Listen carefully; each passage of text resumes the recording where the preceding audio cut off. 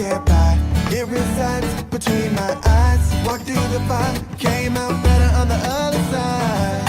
See, life's like a beach if you find the sand. Right now, I feel like 100 grand. You are listening to Inspired Insider with your host, Dr. Jeremy Wise. Dr. Jeremy Wise here, founder of InspiredInsider.com, where I talk with inspirational entrepreneurs and leaders. And I'm going to introduce Kellee Johnson in a second. Kellee, I always like to mention past episodes that are interesting. And some of the ones that are top of mind today for me, Andrea Houston, she's founder of Artitudes Design, and she hosts the Lead Like a Woman show. She's coming out with a book.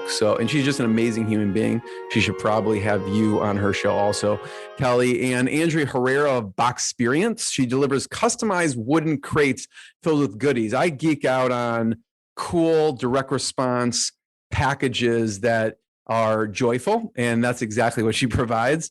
And Julie Clark, I did that one a while ago, founder of Baby Einstein. She grew it to $20 million with 5 employees, sold to Disney. But the most interesting part and inspiring part was she calls herself a cancer assassin. So she battled cancer twice, and she doesn't like survivor. She likes assassin because it empowers her.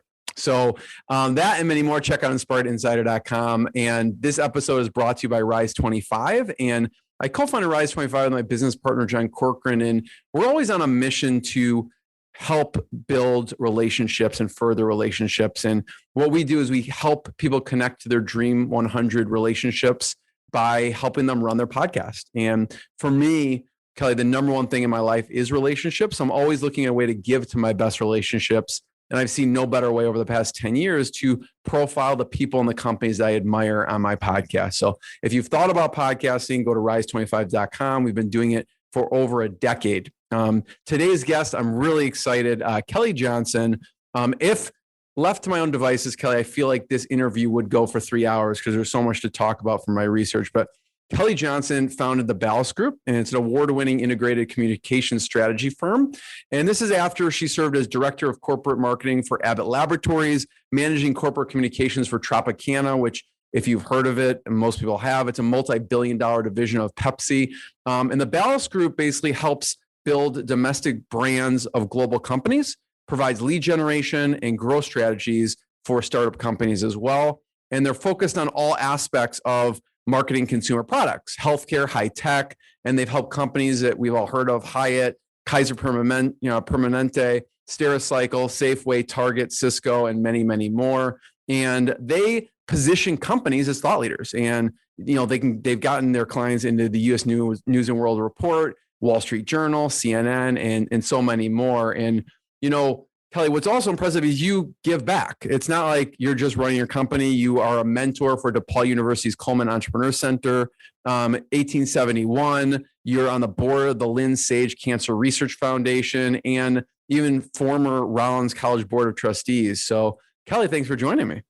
Absolutely. It's an honor to be here. And I really appreciate what you're doing, Jeremy, for a lot of people. And I'm excited to be here. You have this combination of kindness, expertise, and authority. And when we talked before, I was like, what's top of mind? And you said team, pipeline, and client satisfaction. So expand on that for a second and what you mean by that. Yeah, every day as a business owner, as an entrepreneur, as a person, right? I think of my team, and team could be everybody around us all day long. In the business sense, it's obviously my team, and I have a unique business model. So my team could go anywhere at any time, right? We were the first cloud-based PR firm, you could say medical technology PR firm 17 years ago when we started. We didn't really know what to call it back then, but now it's pretty much morphed into becoming the cloud-based environment in the gig economy. And so my team could go anywhere, right? They could work for many different organizations. We pull in subject matter experts to help us. We serve a lot of complex industries that are highly regulated. So whether it's healthcare, medical, high tech, it calls for expertise. And so I have a core 4, I call it, right? And there's probably 8 of us at any given time working on projects. But I pull in those subject matter experts. They may give our Ballast Group 5 to 10 hours a week. But it allows me to fill the client's needs pretty efficiently and bring in the expertise that I might not be able to hire. And it also allows me to put my team, the right team, into what the client needs rather than what I have as an employee. So the cloud-based model has always been a part of it. I checked in every year. First two questions I asked myself: can I find the right talent pretty consistently, and do the clients care that we're cloud-based? We can work from anywhere in the world. The answer was I always find the right talent. I have amazing people all across the country, and the clients don't care as long as you get results.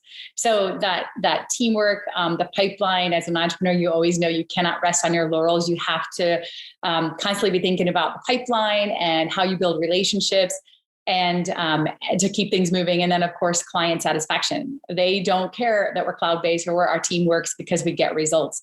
So it's that constant communication with all of these different stakeholders that jazzes me. I want to dig a little bit deeper in each one of those. So the team side and hiring talent, go back to when it was just you and talk about kind of the formation of the core values when, walk me back to the time of why you decided on certain core values. Yeah. I mean, when it was just me, so I had a bad boss syndrome, which every one of us has at least once in our career. And it was the catalyst for me to start my company. And I'd been working for at least 18 to 20 years at that point and realized life is too short. And I thought, oh my gosh, I'm traveling all across the world right now. I have a 3-hour commute when I am home in Chicago. This is not what I want for the next 20 years. And the bad boss made it more imperative to look for values, like people that supported what I was after. So I started brainstorming, like, what would these values be? Now, it didn't come out till about 5 years after I started Ballast, but it's the first and foremost in our field of PR, which is a creative field, blending art and science. You have to have curiosity or you'll go down very quickly, because every project is different. Every client's different. Even how you manage your team, you have to be creative and be curious and always wonder. So that was the first value. And then I've played sports my whole life. I do look, when we hire, to fill the team with people who have been a team player, because we always have to have each other's backs. We know what we need to do on our projects, but there's times when people need to step in or just offer ideas that are outside of their realm. So that teamwork is huge. I race sailboats too, hence the ballast term is an engineering term for the weight of a ship that can keep things moving, steady and in the right direction. So sailing is probably one of the best teamwork sports ever. You've got Mother Nature and a lot of crazy factors and variables that go into that. So having the teamwork is critical, and then accountability. And I have 5, but those 3 drive us every single day. And accountability is do what you say you're going to do, and if you can't, I'll quickly pivot and tell the team. And the why may not matter as much as let's move forward and look for the right solution. So curiosity, teamwork, and accountability. And then you'd think the last 2 would be obvious: honesty and transparency, but they're not always. And I've found in my career, as you probably have, Jeremy, that people don't always do what they say they're going to do. And they're not transparent and they're not honest. And I find if you have those values, that just drives everything you do, and then you attract the right people for the team as well as the right type of clients that you want to work with. What's in your hiring process, Kellee, that allows you to vet for these core values? Because I know they're really important to you. Yeah. Well, we ask, give us examples of teamwork, accountability, curiosity. And if it doesn't come top of mind, if they have to really dig deep for the answer, I sort of go, interesting, right? And it doesn't really catch people off guard as much, because those 3 things are in our everyday. They're woven into our fabric if you look for them. And so we ask the questions in the interviews. We look for it on the resume. Teamwork is pretty obvious. I don't care if it was a debate team or a soccer team or some type of teamwork, to say that you understand what you need to do, but you also have your teammates back to step in when something might be needed. And we test the water. So because of our model, which is cloud-based, gig economy, we can say, let's do this statement of work. Let's perform for our client. And if we like it and we gel together, then there'll be many, many more opportunities to put you on the Ballast Group team. And so it's sort of this trial and error. They're checking us out as much as we're checking them out and checking out the right fit. It's pretty seamless to our clients. And I think you're going to start to see more of the cloud-based economy, gig economy mindset in our workers, in our teams.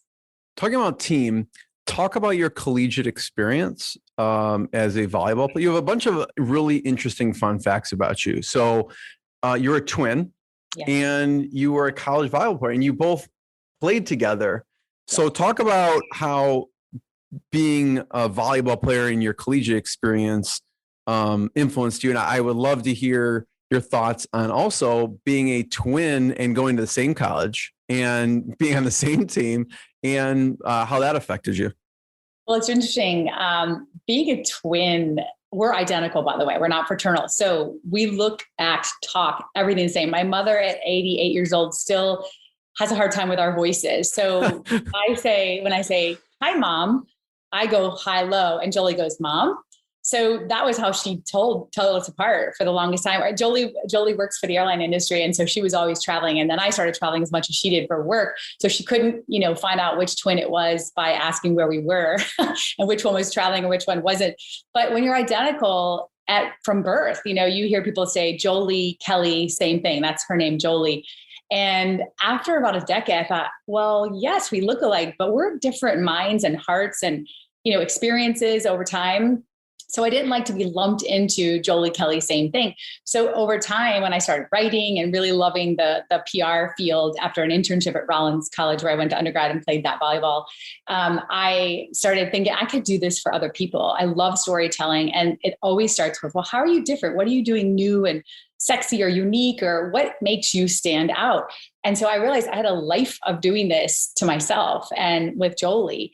And I think, we didn't consciously determined to go to college together as twins. It so happened to be that. Rollins is an amazing small private liberal arts school in Central Florida. And we kind of grew up on the campus because my mother worked there. And, what did she do?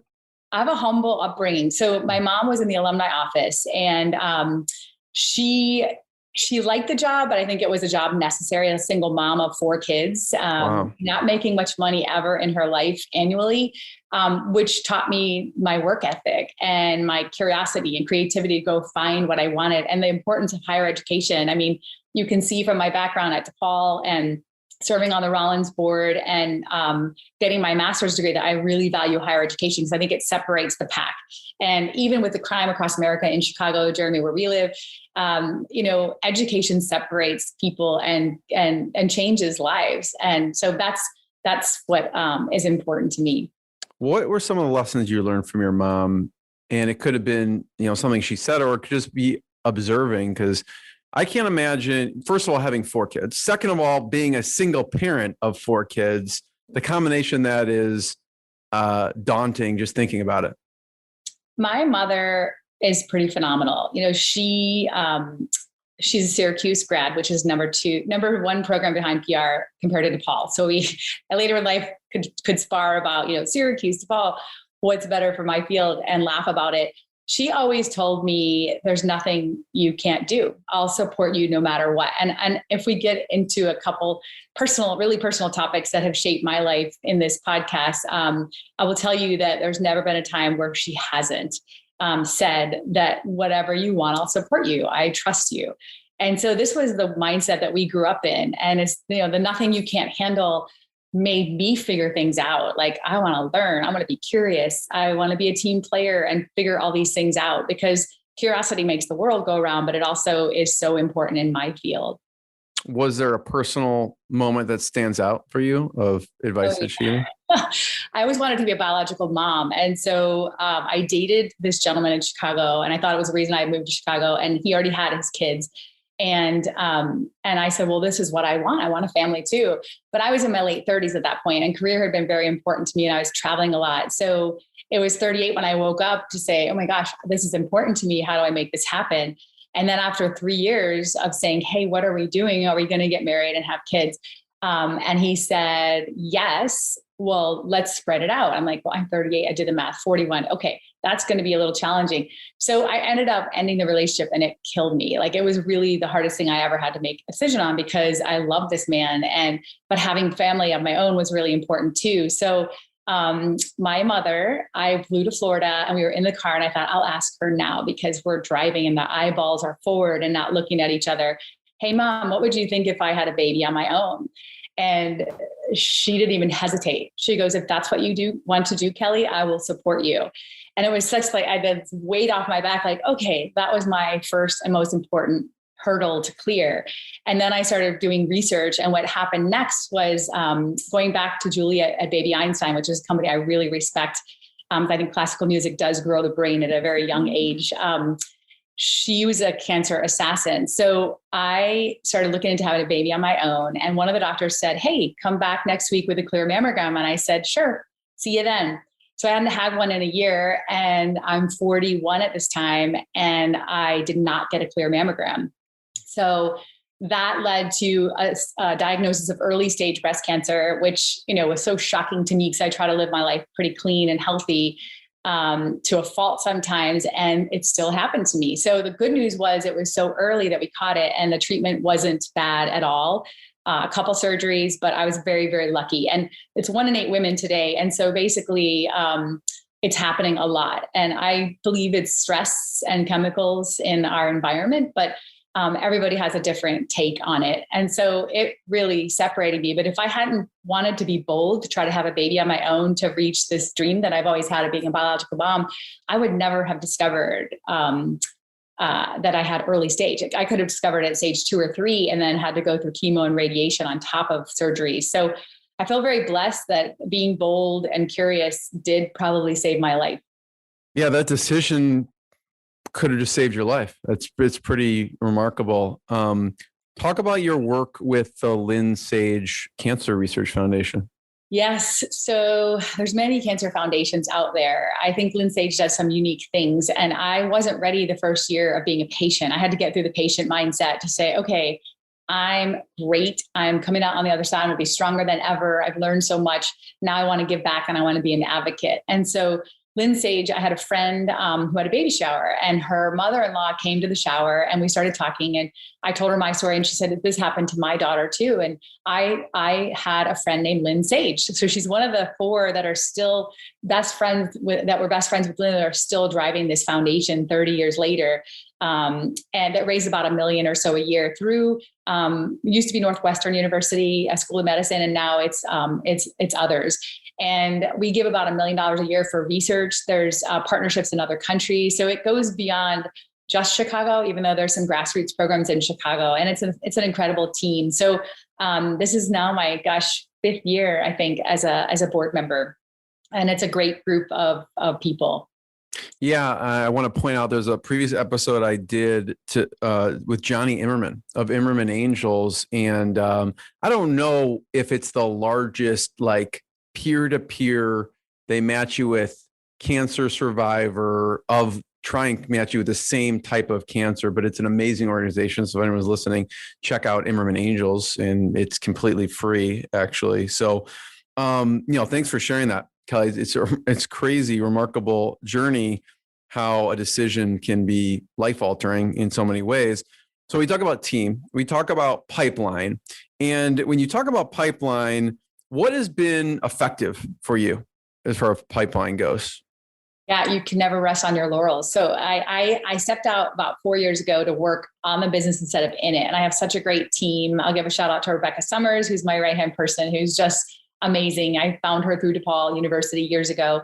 And the pipeline, though, she and the team allow me to step out and work on that pipeline every day. So if I'm not, it used to be Fridays, right? When I first started my company, for the first 5 years, it was every Friday I'd save the afternoon, which was a happy time because the weekend was coming, to work on biz dev. And so I would call people and say, hey, how are you? What are you doing? What are you up to? What are you launching?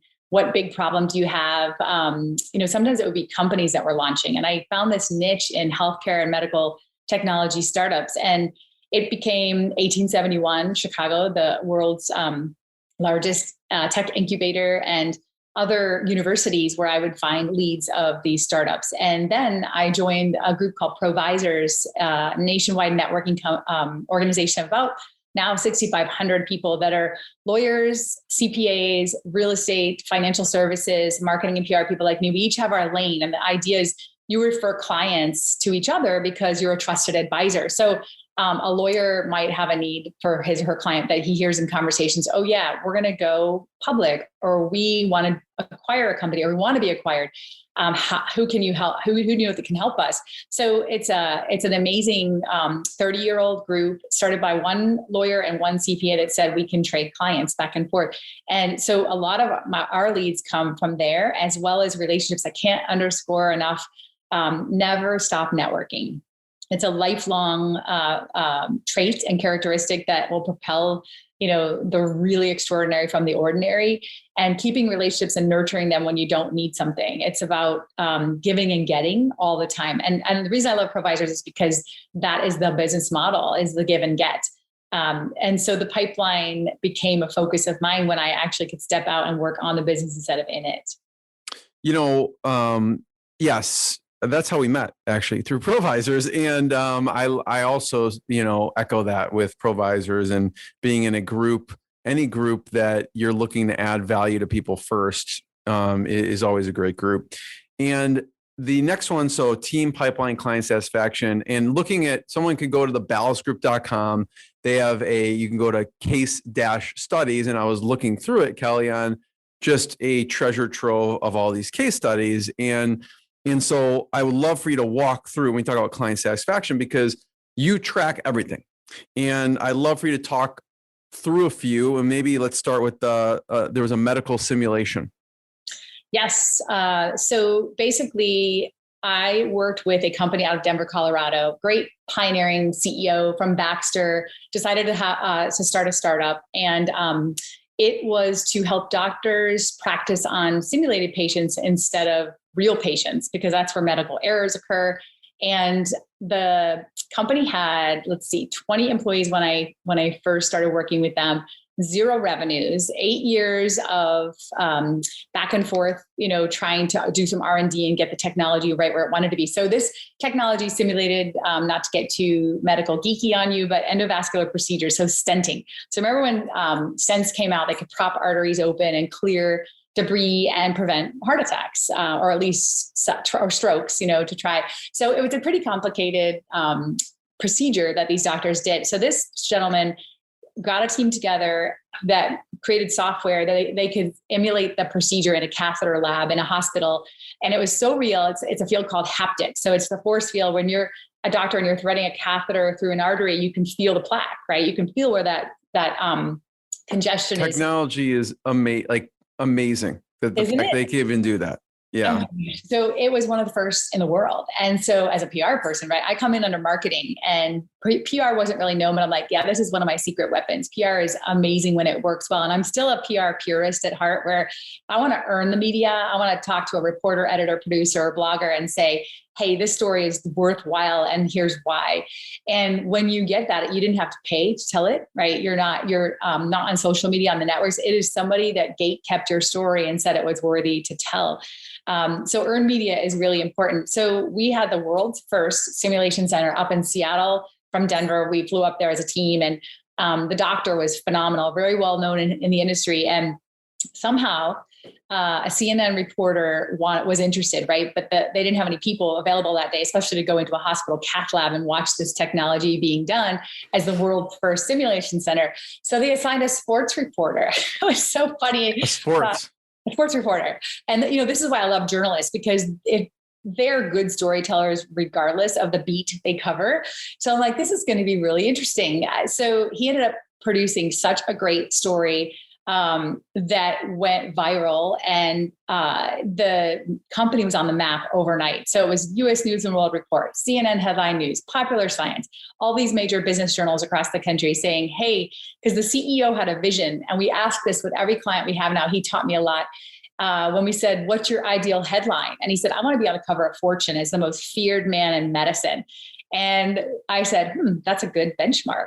So we got him on in the U.S. News and World Report, which is, a page and a quarter, which is about a $200,000 ad value at the time, that, he paid pennies for it compared to if you would have had to pay your way into U.S. News and World Report to advertise. So it was phenomenal because the company was on the map overnight. It got a lot of attention globally, but the CEO was a very smart CEO and said, yeah, we want to get it right domestically first. Let's launch and roll it out to hospitals and build the company as a result.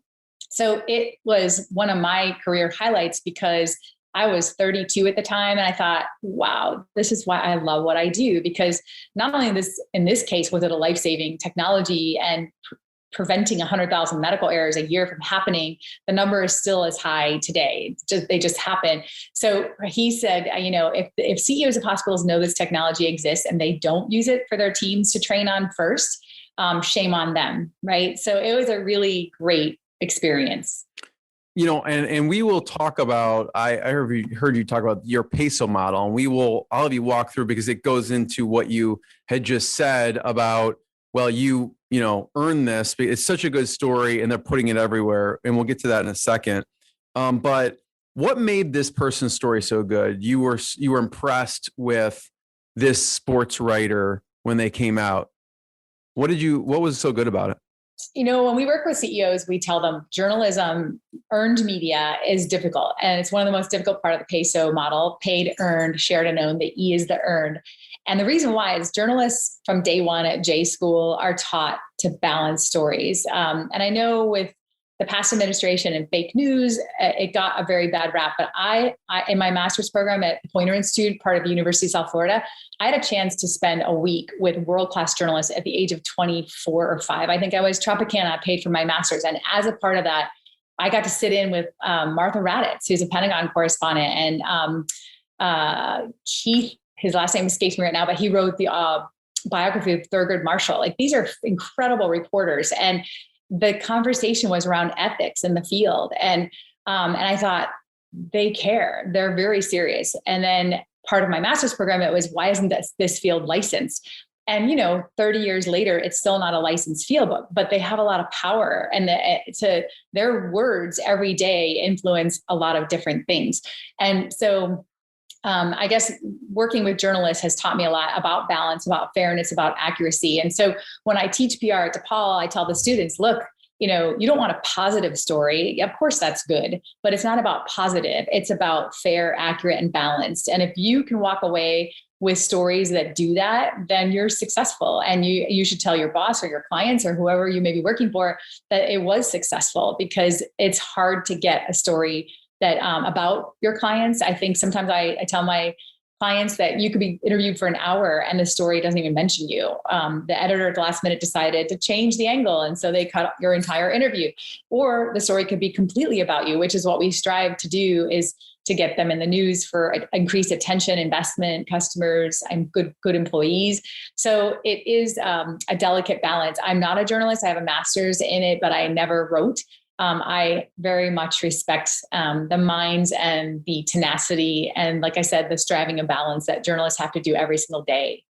Like the part of the talent and the secret sauce, I feel, there's many things that make you and the company different, but finding the story, like, you've always looked and found the differences. When you go into talking to a client, what are some of the methodologies you think about when you're trying to find that gem of the story within everything they're telling you?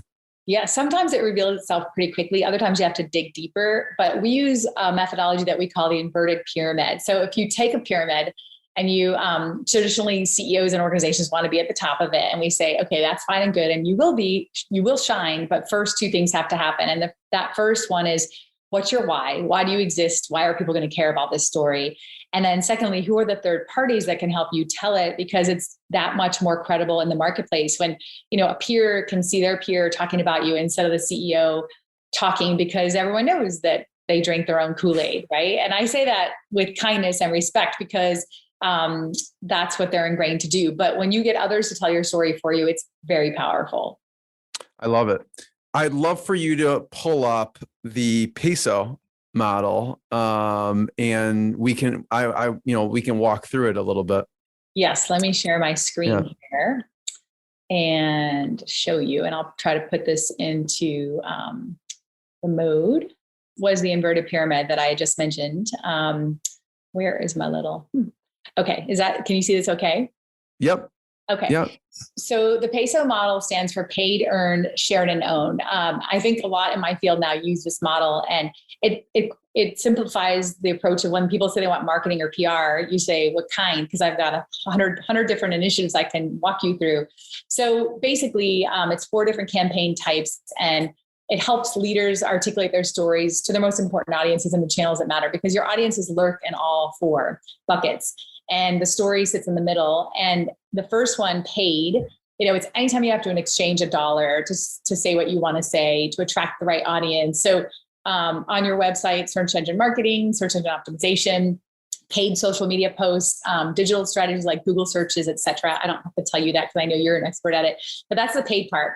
What sits in between the paid and earned is what we call thought leadership, because sometimes you have to pay to tell your story, other times you don't. And that's where when I mentioned that being a purist PR from an earned media standpoint, I like to convince gatekeepers that your story is important. And so the earned side is the earned. It's third parties, it's influencers, it's social listening, monitoring. So you have to earn that, and it's not easy. I love how you show these kind of intersections there. And that's what I loved about that between the paid and the earned, is that thought leadership piece. But yeah, keep going. And there's another one too. So influencer engagement. We did a great project for Peapod years ago. The world's first online grocer happened to be in Chicago, and they wanted to beef up the Chicago market a little bit more. And we found 20 foodie Instagrammers that they didn't know before, and the Instagrammers did not know Peapod. And brought them in the same room with some really cool chefs to highlight their first chef-inspired meal kits that you could order at home. So this is the power of influencer is, again, we did not pay them a dime. Today, you can pay $5,000 a post to get a good influencer to tout one of your clients. So it was the beauty of a blend of earned media and building the relationship with Peapod with them. So that's the influencers. And then you've got your shared, right? Your social media, on many different types of platforms. And you have to know what audiences your clients are going after to know which platforms to use most. So is it B2B? Is it B2C? Is it a B2B2C? Is it government? What audience? And that's how you would determine what shared media channels to use.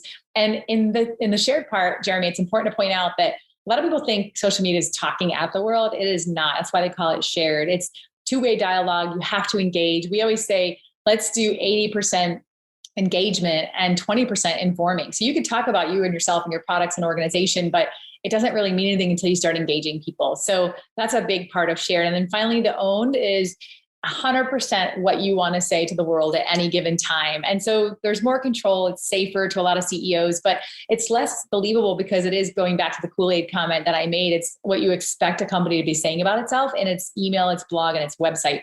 So I feel like blending the 4 paid, earned, shared, and owned in thought leadership and influencer engagement advocacy is where the magic happens. So we're big proponents of integrating all 4 today. And I think, so that's the Peso. I love it. Thanks for sharing that. Will you talk a little bit about services wise? People come to you and they go, we need your help, Kellee. Yes. What are some of the options and how people engage with you? So I first find out what problem they're trying to solve. Are they launching? Do they have a big announcement? Do they want to hire? Do they want to be a good acquisition target? What is their goal? And then that's what helps shape all of the choices that we have to determine, and the budget and the timeline. So if they have a good budget, then we're probably going to recommend integration of all paid, earned, shared, and owned campaigns right from the get-go. But if not, we might have to crawl before we walk, and then run later. So we might start with earned media or social media, getting the attention and putting the company on the map. When I was looking at, you've had some amazing turning points in your career, in your life. One that sticks out is mistakes. And a mistake there was one case where you talked about you didn't set the proper expectations. And I don't know if you know what I'm referring to, but there was a company where you got results and then it didn't equate to, so I'll let you talk about that. I do remember it. And what? Making mistakes is normal. And I feel like that's where we learn the most in life in general. But we had a doctor in Houston had a new innovative procedure for surgery, and we were hired to help him. And his business partner, we didn't think to ask, how do you define PR up front. It didn't come out until at the end. I was like, yeah, Kellee, you should have asked that question from day one. So we ended up getting, CBS had a couple segments, leads started coming in. We didn't ask them if they had the operations and the team in place to handle the increased attention they were going to get from the news media. And it backfired. So, it was a pretty expensive procedure, $50,000 a pop. So one call more than pays for what we do, right? But it also is very important to not lose any of those leads that come in, because sometimes it's within a 5-minute window of a news story airing that people call and they want to learn more. Well, they didn't have the right team to answer the phones, to follow up. So a lot fell through the cracks, and the CEO came back and blamed it on us. And we thought, okay, let's see. We can lead horses to water, but we can't make them drink. And it was a very valid eye opener for us to say, hey, let's check with our operations folks to make sure they have the right team in place to handle the increased attention that they're going to get. And the irony, Jeremy, was he paid to play on one CBS clip. And so there was a money exchange to do like an advertorial on top of the earned media. And somehow they sent the check for that. They refunded us because they got the name wrong on air. So they refunded the pay to play part, and they sent it to me instead of him. And he was withholding his last invoice. And so my bookkeeper called him. It was such great karma. They said, hey, you still owe us. You're not paying it. So we'll just end up keeping the check that CBS accidentally sent to us as part of applying that to your outstanding payment. And he said, okay. So it all ended up working out. It came back to you. Yeah. The universe wanted to get you paid. Yes. What did they expect? Where was it? Did they think you were going to help take the calls? Like, where was their expectation? Yeah, I think that they thought we were part of their sales team, and we're not going to close deals for you. I mean, I can help you do that, but that's what the lead generation of what PR people do is. Right. And they're the ones that have to actually take it to close. They thought you'd handle everything and then get on the phone. I mean, you have to kind of know, well, if we're sending them to a certain number and you are not answering, your team is not answering that number, that someone is, wherever the call to action is, right? Yeah. So I guess we just never assume. Never assume. And that's why I just ask all the time, what's your definition of success? What is your ideal headline right before any project actually starts, the kickoff call? If they can answer those two things succinctly, then we're probably going to have a really great relationship. And we can help them answer it, but I should have asked months ahead. I love that question, the ideal headline, because it allows people to kind of put them in the position of exactly what they want and have clarity around it. What were some other interesting, when you asked that question, answers that you got? You said the most feared person in medicine was one.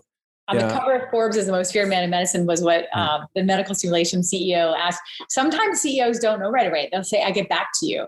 And I always find that quite interesting, because I love a CEO that's decisive and clear. And so that does tell me something too, if it doesn't come right off, or if they don't try to say, if you could come up with that ideal headline right now, what would it be? And then they kind of play with you. So if anything, it tells us how we're going to be able to work with them. Right? Like if they're more cautious or less risk averse or want to think things through quickly instead of just off the top of your head, this is it. Like that gentleman did. Any others that stick out to you over the years of someone said, or maybe they came back to you and they thought it through and they came up with something really interesting? I got to think about that. I am looking back at a couple of different case studies here. Trying to remember, sometimes our clients in the healthcare space, they work with the FDA, so they have to be really careful about what they say from a safety and efficacy standpoint. So I know it's highly regulated. Yeah. Yeah, it's so highly regulated. I think, or maybe talk about, do this. What has been an actual headline that's been out there since, in case they said something that would be regulated, they should not say? What is one that actually showed up on the, after the work done? This is an interesting one. So we have an orthobiologics, a cell therapy client in Colorado. And we worked with this reporter during COVID, during vaccinations. It was really hard to get any other type of healthcare story covered, but we got an interview with her. And of course, then the COVID breakout happened the next week. So the story sat in her inbox for 3 months. We followed back up with her because the company did get cleared to do a very small COVID trial with the cell therapy, even though it was for knee pain, is what the real trials were about. And so the headline read that new cell therapy could eliminate total knee replacements. This is a really big lesson for us. We were ecstatic. The team was ecstatic. And then we stepped back and said, whoa, we won't be able to promote this. Like, part of PR is you get the story and it's amazing, and then you want to amplify it in all these other Peso channels. And in this case, the CEO was excited at first and then stepped back and said, yeah, we can't promote this because the FDA is going to come back and say, you're saying you're going to eliminate something that's being done for decades, right? With orthopedic surgeons who that's what they do, right? They don't use cells and syringes. They use hammers and chisels, and they take your knee out. So you don't have any pain left after each situation, but there are very different ways of getting there. So we had to take down that story. And what I will tell you, though, what a bummer. Thank God before it did, one of their biggest potential acquisition partners called and said, we saw the story. We want to talk. Can we do some diligence on your procedures and your research and your trials? So it was a blessing in disguise. But everything else had to be taken down after that point. Can they ever put a disclaimer on that? I mean, because it's not you writing it. Yeah. We tried. And that's where the trickiness of the FDA comes in, because even if you have a disclaimer, you're still promoting something that really shouldn't be said until the product's approved, which could be another 18 to 24 months. So it was sort of that, yes. And then that, it looks like a perfect outcome, but then not. Yeah. So it's delayed gratification. Yes. First of all, Kellee, thank you. I have one last question. And I just want to thank you. I want to point people to the ballastgroup.com. It's BALLAST group.com. Are there any other places online we should point people towards? I think just storytelling in general is, I would say, part online. So partners or academia, books, good books. I'm trying to think. I got to think about that. Sorry. What did you teach at DePaul? Principles of PR. So Okay. It includes everything from crisis to, earned media to paid. Okay. Awesome. So my last question is, I want you to talk about the rapid antigen COVID test, because it's especially top of mind in what you did around that. It was one of our most recent projects. Love this team. So it's a scientist who's about 70 years old. I raced sailboats with him in Park City, Utah. And he told me this summer that he was coming up with a diagnostic test. And I thought, okay, that's what a lot of people are saying right now. We'll see. So October, November comes around. He said, we were narrowed from 700 entries in 38 countries down to the top 20. Let's stay in touch. So we did. January, he calls and said, we're top 5. We won $1 million X prize. I want you to help us announce this. So we had a week's notice. I said, what do you have? He said, we have a logo and we have this announcement. So over a period of 24 hours, 5 news stories showed up. He got calls from distributors, manufacturers, employers who needed the testing. Rapid testing is very different from molecular testing, where you might take days to figure out instead of minutes. And so his test is super important, and there's not many and the FDA was calling for them. So employers called wanting to test their employees, and Turkey and Italy officials called. So if this wasn't a reminder of the power of PR and how, when you know what you're doing, you can put a company on the map overnight, I don't know what was. So I'm so excited for him, because he's done some amazing things in his career, and I think he's got a lot more left to do. Put fuel on the fire. Everyone check out ballastgroup.com. Kellee, I want to be the first one to thank you. Thanks so much. Yeah. Thanks, Jeremy. Have a good day. Bye. What I got, you can't buy. It resides between my eyes. Walked through the fire, came out better on the other side. See, life's like a beach if you find the sand. And right now, I feel like $100 grand.